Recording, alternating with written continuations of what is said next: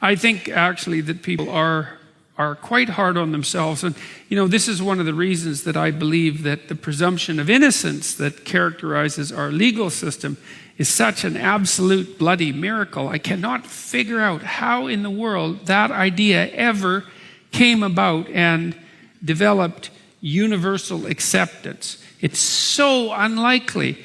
If you deal with people in a clinical setting and they're somewhat depressed, which is not uncommon, and they've done something that they are guilty about, independent of whether they've done something that they feel guilty about, independent of whether they're actually guilty, they tend to take themselves apart.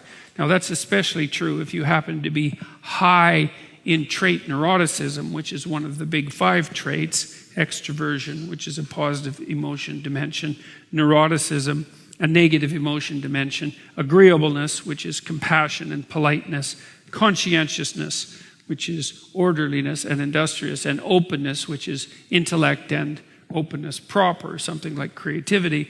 If you're higher than normal in neuroticism, it's very easy to take yourself apart if you're feeling guilty about something that you've done. And many people will feel guilty about what they've done at the drop of a hat. I mean, first of all, they accuse themselves of their own shortcomings. And then if they are accused by someone else, it's often very, very difficult for them to mount their own defense, to believe in their own innocence. Because you'd think, well, the police come to your door, or a mob comes for you, let's say, on Twitter, and, you're a stalwart sort of person, and you pronounce your innocence, and, you're a brick wall, nothing gets through that. And that's just not how it goes, man. If the mob comes for you on Twitter, the probability that if you're a reasonably well-socialized person, that you're going to be wondering what you did wrong and how you should apologize and what you should do to put yourself back in the good graces of the community is extraordinarily high. Because, well, you probably have done some things wrong in your life, and you probably are guilty about this and that, and perhaps you didn't conduct yourself perfectly. And so it's very difficult for you to mount your own defense, to presume your own innocence and mount your own defense, which, by the way, is why it's a very good reason to have a lawyer. And one of the things I would say, I'm dead serious about this. I've worked with legal cases a lot and learned a lot about the limitations and lack thereof of police ability to question you, for example.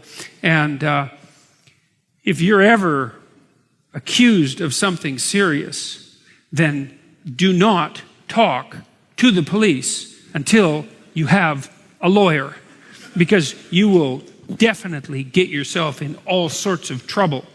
And so you might think, well, if you're innocent, and the police will tell you this too, then you have nothing to be afraid of. Of course, that's complete bloody rubbish, because you always have something to be afraid of, and innocence and guilt are relative things, and they're not that easy to determine. So don't be so sure that you can defend yourself, for reasons we'll go into, but also don't be so sure that you don't need someone who's professional to stand sort of outside of you and to look at you like an individual among other individuals and to adjudicate your relative guilt or innocence in that manner. In our legal system, you're actually not required to be perfect, and thank God for that. What you're required to be is reasonable, and like a reasonable and let's say somewhat normative human being. You're not required to go above and beyond the duty with regards to heroism, for example.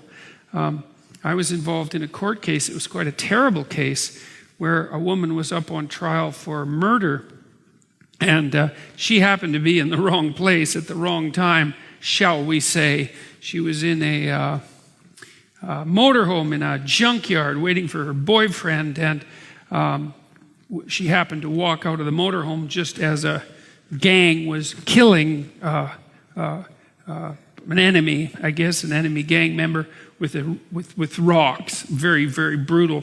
And they stripped her naked and told her that they would rape her and that they would kill her child. She had one child, unless she participated in the murder.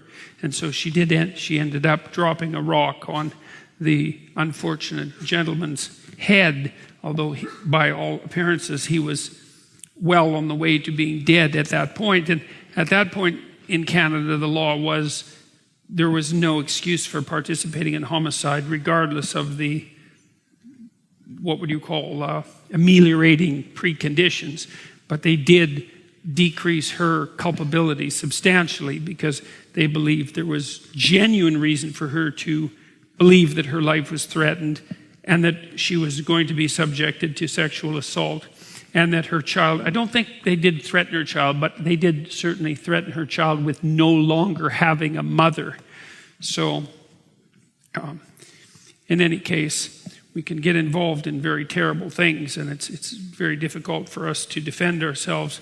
You need a lawyer to do that. And so that's a good piece of practical advice, and I would strongly recommend that you follow it if you ever happen to find yourself in trouble. It's also the case if you find yourself in trouble at work or on social media. You know, it's hard to sit and remind yourself that you deserve the benefit of the doubt and then to try to make a coherent case for that. One of the things I often did for my clients who were in trouble at work for one reason or another, often because, well, for a variety of reasons, sometimes because they hadn't done everything they should have at work, you know, and so they carried some burden of responsibility for that, but sometimes because there were people who were genuinely malevolently predisposed towards them, bullying them in terrible ways, and they just weren't good at mounting their own defense, which was also one of the things, by the way, that made them prone to being bullied. And so we would work for hours on at least hypothetically outlining a story that involved the possibility that the person who was being accused, so that would be my client, was actually innocent of the charges. You know, and that's something that's useful to do for yourself if you ever run into trouble. You don't have to believe that you're innocent to begin with, but you could make the strongest case possible that you are, right? Because everyone's entitled to a strong defense, and then just see how that flies, you know, see if it's coherent.